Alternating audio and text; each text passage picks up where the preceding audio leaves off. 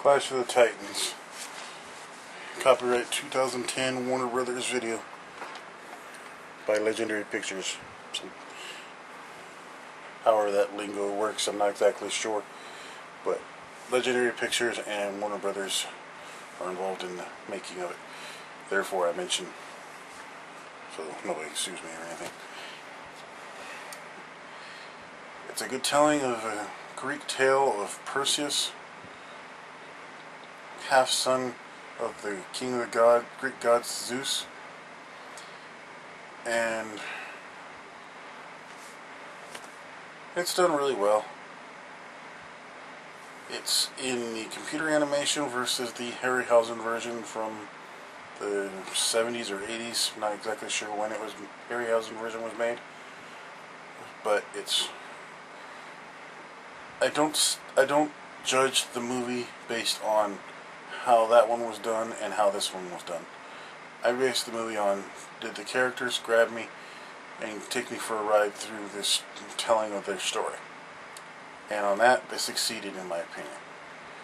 This movie has really good effects, although I can see how they would overuse 3D because of some of the effects were basically, if you had a 3D, it would be in your face all the time.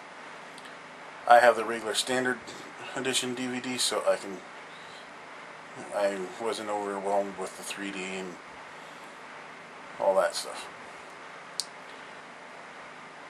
Best part of this movie for me was the Medusa fight. It was the only one where they had, seeming a real loss attended to them, especially the men that died in the temple of Medusa, and then afterward when the lady playing Io died. Sorry, there's the spoilers in this. So he has 10 days to find the Kraken, has to get the head of Medusa to be able to defeat the Kraken. He does. He saves the kingdom. I forget the name of the place. Argos, that's what it is. Argos. He has to save the city of Argos. And as anybody who knows of Greek culture back in the times of the gods, cities were the equivalent of a state government, and then all those cities joined together for a mock version of a federal government. There's probably a better explanation somewhere else, and if anybody wants to go ahead and post a reply on that, go ahead and do so. I'd be more interested in watching. But as far as this movie, it's a B+ movie. I would say go ahead and see it on the big screen. You won't be disappointed to spend your $6.50, $7, whatever it costs for matinee in the theater, and it's a decent movie. Our next movie is The Losers. This one stars Jeffrey Dean Morgan, Zoe Saldana, Chris Evans, a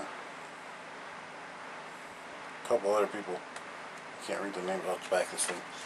It is also a Warner Brothers Pictures, and it has Dark Castle, Vertigo, DC Comics, and Weed Road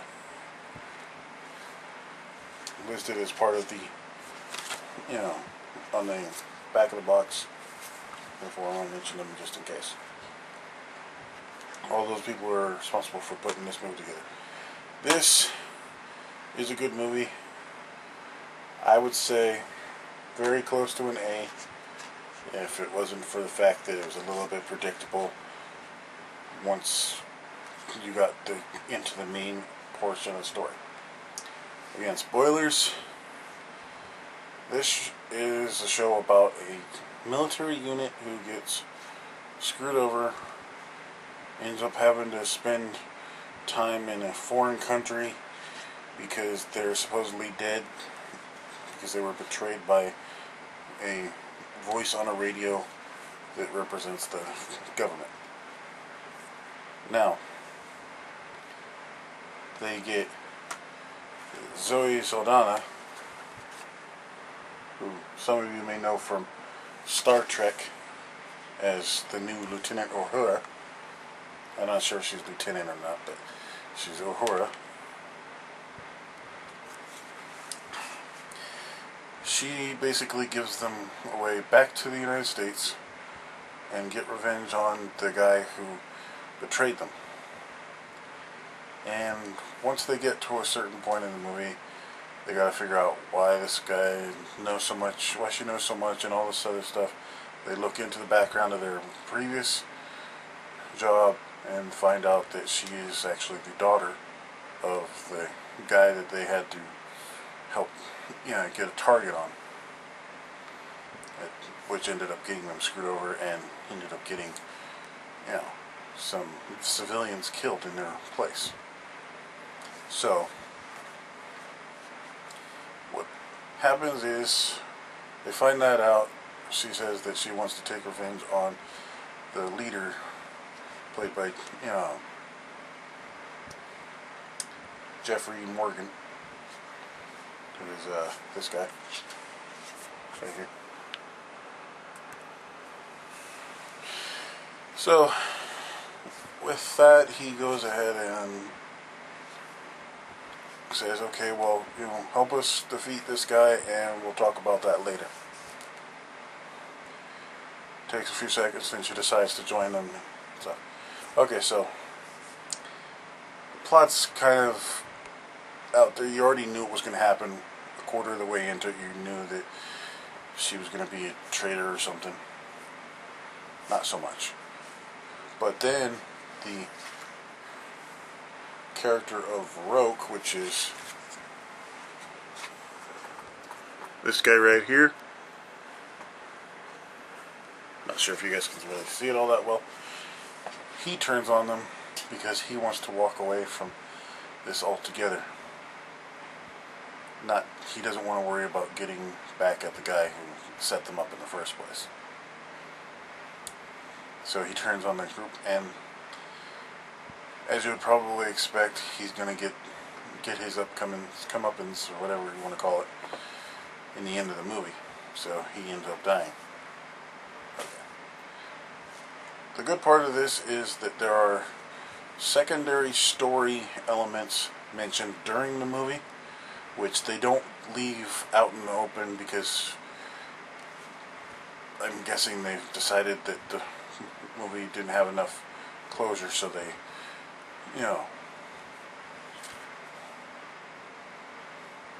the character named Pooch, apparently he's the character that can drive anything kind of character. His wife is about to have a baby, so they get him in there just in time to see his baby born. And then there is another character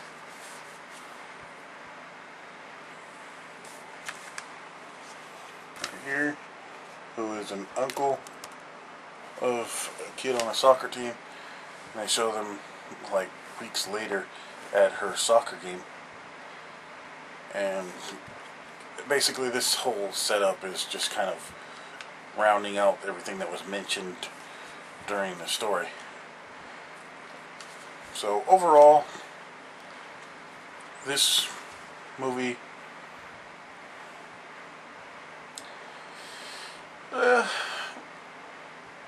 good actors.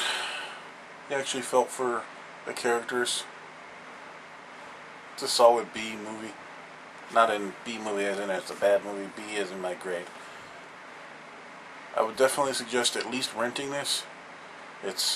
Went direct to DVD. This was actually supposed to be out last month or this month, but it got bumped to DVD, straight direct to DVD because of the Expendables, which is, I believe they say this is the exact same storyline or too close, so since they're Similar in ways, this one got bumped because the other one has big time action stars in it, like Arnold Schwarzenegger and all of that.